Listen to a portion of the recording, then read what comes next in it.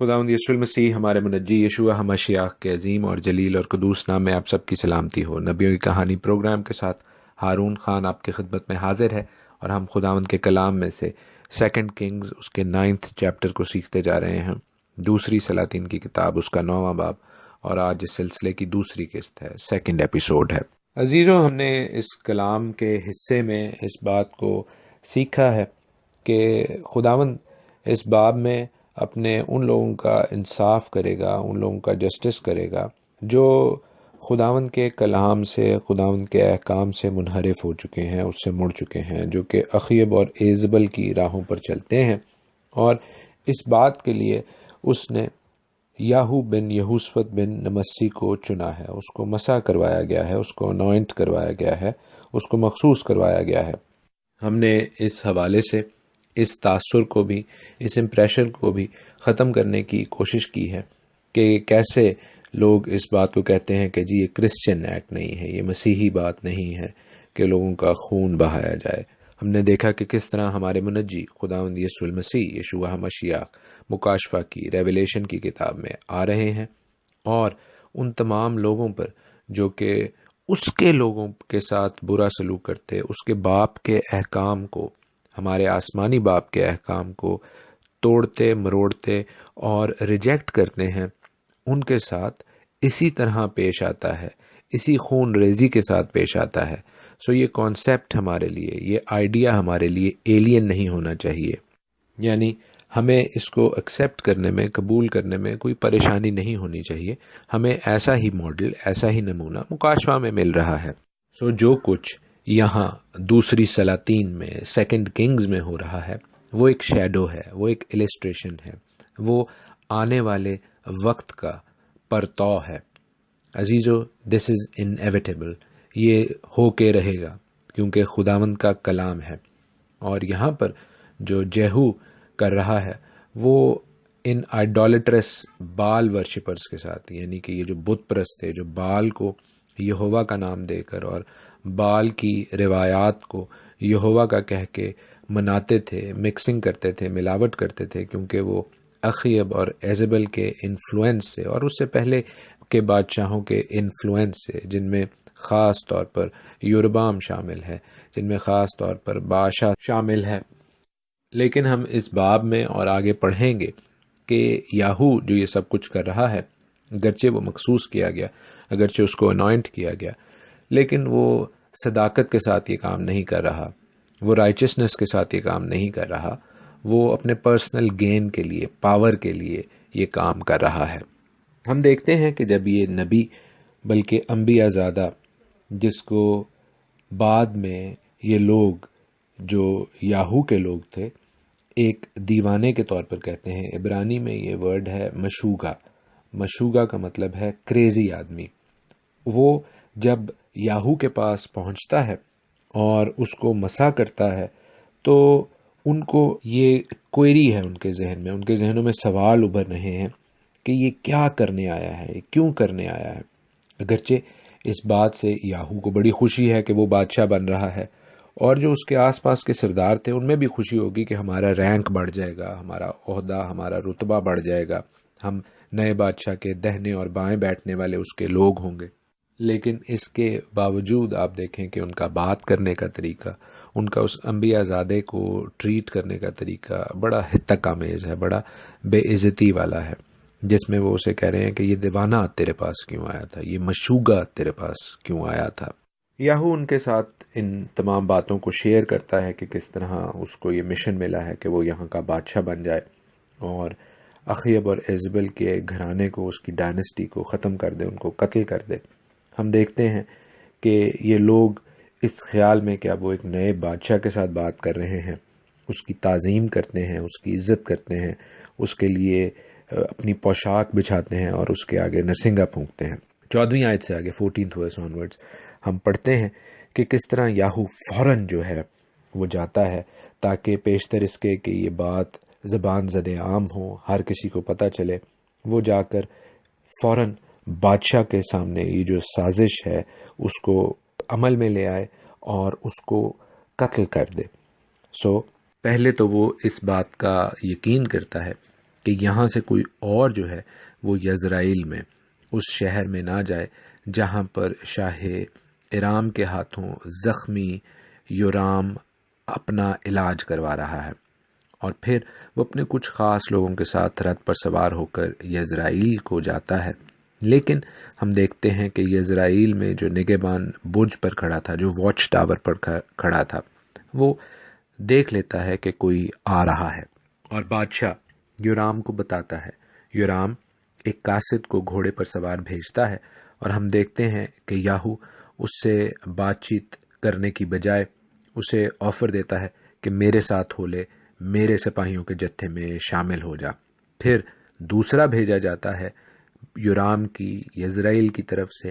لیکن وہ بھی ایسا ہی پیٹرن، ایسا ہی نمونہ فالو کرتا ہے کہ وہ بھی یاہو کے ساتھ مل جاتا ہے اور کوئی جواب لے کر واپس بادشاہ یورام کے پاس نہیں آتا۔ جب وہ بھی واپس نہیں آتا تو ہم دیکھتے ہیں کہ یہورام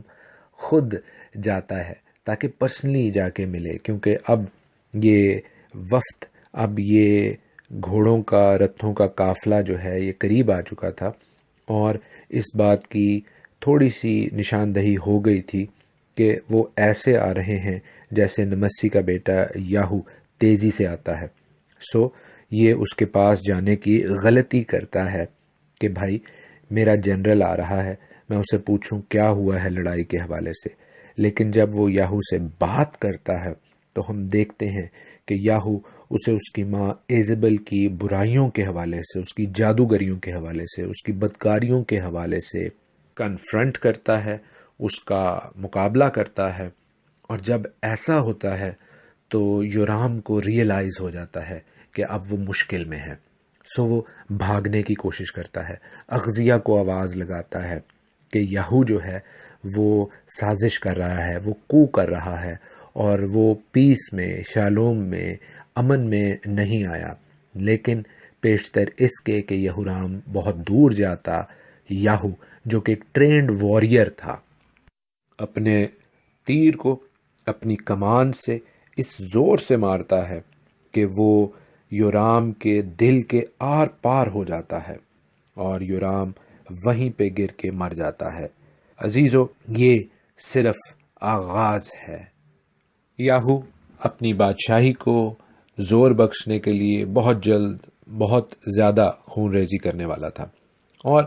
اس کو اخیب کے ایزبل کے گھرانے کو مارنے کا مشن خداوند سے ملا تھا، بے شک اس میں کوئی شک و شبے کی بات ہی نہیں ہے۔ لیکن وہ اس سچویشن سے، وہ اس صورتحال سے اپنا پرسنل گین بھی حاصل کر رہا تھا۔ میرے ذہن میں کوئی ڈاؤٹ نہیں کہ اس کو صرف ناردرن کنگڈم کا یعنی اسرائیل کا بادشاہ بننے کی اجازت تھی، لیکن یہ ڈیبیٹیبل ہے، یہ بات بحث کی جا سکتی ہے، اس پہ تعلیمی بحث کی جا سکتی ہے اس پہ۔ لیکن یاہو کے ذہن میں یہ بات کنفرم تھی کہ اس نے پورے اسرائیل کا، اسرائیل ناردرن ٹرائبز اور یہودا جنوبی یعنی سدرن ٹرائبز کا اس نے بادشاہ بننا ہے۔ اور اس میں تھوڑی سی صداقت اس لیے آ جاتی ہے، اس لیے میں نے کہا اس پہ بحث ہو سکتی ہے، کیونکہ اس کا جو گول تھا، جو خداوند کی طرف سے اس کو مشن ملا تھا، وہ تھا کہ اس نے اخیب کے گھرانے کو ختم کرنا ہے، اس ڈائنسٹی کو جو اخیب کی اور ایزبل کی ہے اس کو ختم کرنا ہے۔ اور اخیب کے گھرانے کی جو ڈائنسٹی تھی، جو اس کا زور تھا، وہ بے شک اسرائیل پر تو ڈائریکٹلی تھا، لیکن ان کی بیٹی کے ذریعے، عطلیہ کے ذریعے، وہ یہودا کی مملکت میں بھی جا چکا تھا۔ So from this point of view, اس نقطۂ نظر سے ہم دیکھ سکتے ہیں کہ وہ یہودا کی مملکت کو بھی اس کو کلیئر آؤٹ کرنا چاہ رہا تھا، اور وہاں پر بھی اپنی بادشاہی کا جھنڈا لہرانا چاہ رہا تھا۔ 25ویں آیت سے آگے، 25th ورس سے آگے جب ہم دیکھیں تو لکھا ہے کہ یاہو نے اپنے لشکر کے سردار بدکر سے کہا، اسے لے کر یزرائیلی نبوت کی ملکیت کے کھیت میں ڈال دے، کیونکہ یاد کر کہ جب میں اور تو اس کے باپ اخیب کے پیچھے پیچھے سوار ہو کر چل رہے تھے تو خداوند نے یہ فتویٰ اس پر دیا تھا کہ یقیناً میں نے کل نبوت کے خون اور اس کے بیٹوں کے خون کو دیکھا ہے، خداوند فرماتا ہے، اور میں اسی کھیت میں تجھے بدلہ دوں گا، خداوند فرماتا ہے۔ سو جیسا خداوند نے فرمایا ہے اسے لے کر اسی جگہ ڈال دے۔ سو ہم دیکھتے ہیں کہ جو خداوند کا سخن ہے، خداوند کا کلام ہے، وہ کیسے پورا ہوتا ہے۔ خداوند نے اس بے گناہ کے خون کو، نبوت کے خون کو رائے گاں جانے نہیں دیا۔ خداوند بے شک انصاف کرتا ہے۔ اب جیسے میں نے کہا کہ یاہو کا گول اپنا پرسنل تھا، ذاتی تھا کہ وہ بادشاہ بن بیٹھے، لیکن وہ خداوند کے نام کو، خداوند کے اس کلام کو ضرور استعمال کر رہا ہے تاکہ لوگ دیکھیں کہ وہ یہ کام خداوند کی پرمیشن سے، خداوند کے اس فتویٰ کے مطابق کر رہا ہے، اس نبوت کے مطابق کر رہا ہے جو اخیب اور ایزبل کے گھرانے کے خلاف تھی، ان کے اگینسٹ تھی۔ عزیزو، بے شک خداوند کو انصاف کرنے کے لیے لوگوں کی ضرورت نہیں ہے، تو بھی ہم کلام مقدس میں سے یہ پیٹرن، یہ نمونہ، یہ گاڈ پرنسپل، یہ الہی قانون دیکھتے ہیں کہ بیشتر جگہوں پر خداوند بے شک سپر نیچرل طریقے سے، معجزانہ طور پر اپنے مخالفوں کو بدلہ دیتا ہے، لیکن بہت سی جگہوں پر وہ ایسے لوگوں کو بھی استعمال میں لاتا ہے جو کہ میری اور آپ کی طرح عام اشخاص ہیں۔ اس بات کے تناظر میں، اس بات کی وجہ سے ہم اس خیال کو اپنے ذہن میں ضرور رکھیں کہ جو اینڈ ٹائمز، جو آخری ایام میں ایونٹس ہوں گے، واقعات ہوں گے، ان میں بے شک ایسے کئی لوگ انوٹنگلی، جن کو شاید علم بھی نہ ہو، وہ بھی استعمال ہوں گے خداوند کے پلان کو پورا کرنے کے لیے، خداوند کے کلام کو پورا کرنے کے لیے، خداوند کی نبوت کو پورا کرنے کے لیے۔ 27ویں آیت سے 27th ورس آنورڈز ہم دیکھتے ہیں کہ اب یاہو کا دھیان جو ہے وہ یہودا کے بادشاہ اخزیہ کی جانب ہو جاتا ہے، اور ہم دیکھتے ہیں کہ یاہو اس کا پیچھا کر کے اس کو رت میں مارنے کا حکم دیتا ہے۔ اور یہاں پر جو دوسرے سلاطین میں اکاؤنٹ ہے اس کے بارے میں لکھا ہے کہ وہ زخمی ہو کر بھاگتا ہے اور پھر ایک اور شہر میں جا کے میجدو کو جا کر وہاں پر مرتا ہے۔ اگر ہم سیکنڈ کرونیکلز کا اکاؤنٹ پڑھیں، یعنی دوسری تواریخ کا اکاؤنٹ پڑھیں، اس کے 22ویں باب میں 22nd چیپٹر میں، تو وہاں سے ہمیں علم ہوتا ہے کہ یہ شخص اخزیہ یاہو کے ہاتھوں ہی ایگزیکیوٹ ہوتا ہے، کیونکہ اس کو واپس لایا جاتا ہے، یاہو کے لوگ اس کو واپس لے کے آتے ہیں اور وہاں پر اس کو ایگزیکیوٹ کرتے ہیں۔ جو قصہ ہے، جو باٹم لائن ہے، وہ یہی ہے کہ یاہو اخزیہ کو بھی مار دیتا ہے۔ 30ویں آیت سے آگے 30th ورس آنورڈز ہم دیکھتے ہیں کہ ایزبل کا قتل کیا جاتا ہے۔ یہ جو بلڈ ریمپیج ہے، یہ خون ریزی ہے یاہو کی، یہ عروج پہ پہنچ جاتی ہے۔ ایزبل بہت چالاک ہے، ہم دیکھتے ہیں کہ اس کو علم ہے کہ یاہو نے کیا کیا ہے، اور وہ تیار ہو رہی ہے، وہ یہ سوچ رہی ہے کہ وہ شاید تیار ہو کر اس کو لبھا لے گی، اس کو سیڈیوس کر لے گی، لیکن ہم دیکھتے ہیں کہ ایسا نہیں ہوگا۔ ہاں، وہ صرف تیار نہیں ہوتی، بلکہ ہم دیکھتے ہیں کہ وہ مینٹلی بھی، ذہنی طور پر بھی تیار ہے، اور وہ اس کو کہتی ہے اے زمری، اپنے آقا کے قاتل، خیر تو ہے۔ زمری میں آپ کو یاد کراتا چلوں کہ وہ ملٹری کمانڈر تھا جس نے اپنے بادشاہ کو قتل کیا، لیکن پھر اس کا جو دور حکومت ہے، اس کا جو رین ہے، وہ صرف 1 ہفتے 1 ویک رہا۔ ایزبل کا ایسا کہنا یہ تھا کہ جو اس کے ساتھ لوگ ہیں وہ اس بات کو، اس پوائنٹ کو نوٹ کر لیں کہ یاہو ابھی تو مار رہا ہے لوگوں کو، لیکن یہ زیادہ دیر بادشاہ نہیں رہ سکے گا، یہ 1 ہفتہ ہی بادشاہ رہے گا، اس لیے وہ بڑے چلاکی سے اس کو زمری کا ٹائٹل دیتی ہے۔ تو بھی ہم دیکھتے ہیں کہ یاہو اس کی باتوں میں نہیں آتا اور زمری کی طرح ایکٹ نہیں کرتا، بلکہ وہ اس کے لوگوں سے، خاص طور پر وہ جو اس کے ساتھ اوپر کھڑے تھے، یعنی ایزبل کے ساتھ اوپر کھڑے تھے، اسے کہتے ہیں کہ اس کو نیچے گرا دو، اور ہم دیکھتے ہیں کہ 2-3 خواجہ سرا اس کی بات کو مان کر ایزبل کو اوپر کھڑکی ہی سے نیچے پھینک دیتے ہیں۔ کہا ہے کہ جب انہوں نے اسے نیچے گرایا تو اس کے خون کی چھینٹیں دیوار پر اور گھوڑوں پر پڑیں، اور اس نے، یعنی کہ یاہو نے، اسے پاؤں تلے روندا، یعنی یاہو نے کمپلیٹ ڈسڈین کیا، اس کی پراپر بے عزتی کی۔ اور پھر ہم دیکھتے ہیں کہ وہ اندر جاتا ہے اور کھاتا پیتا ہے شاہی گھر میں، شاہی محل میں، پھر سوچتا ہے کہ جاؤ اس لانتی عورت کو دیکھو اور اسے دفن کرو، کیونکہ وہ شہزادی تھی، اس کو تھوڑا سا خیال آتا ہے۔ لیکن جب لکھا ہے کہ وہ اسے دفن کرنے گئے تو کھوپڑی اور اس کے پاؤں اور ہتھیلیوں کے سوا اس کا کچھ اور ان کو نہ ملا، سو وہ لوٹ آئے اور اسے یہ بتایا. تب ہم دیکھتے ہیں کہ بادشاہ کو یاد آتا ہے کہ یہ خداوند کا وہی سخن ہے، وہی کلام ہے جو اس نے اپنے بندہ ایلیا تشبی کی معرفت فرمایا تھا کہ ایزبل کی لاش یزرائیل کے علاقے میں کھیت کی کھاد کی طرح پڑی رہے گی، یہاں تک کہ کوئی نہیں کہے گا کہ یہ ایزبل ہے، اور یزرائیل کے علاقے میں کتے ایزبل کا گوشت کھائیں گے. عزیزو،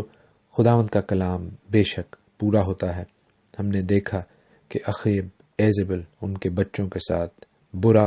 اور برا ہوا، کیونکہ انہوں نے نہ صرف خداوند کی بلکہ خداوند کے لوگوں کی بھی تحقیر کی، ان کے ساتھ برا کیا اور پوری قوم کو تباہی کے گڑھے میں دھکیل دیا. خداوند آپ سبوں کو اپنے پاک کلام سے بہت برکت دے. God bless you all.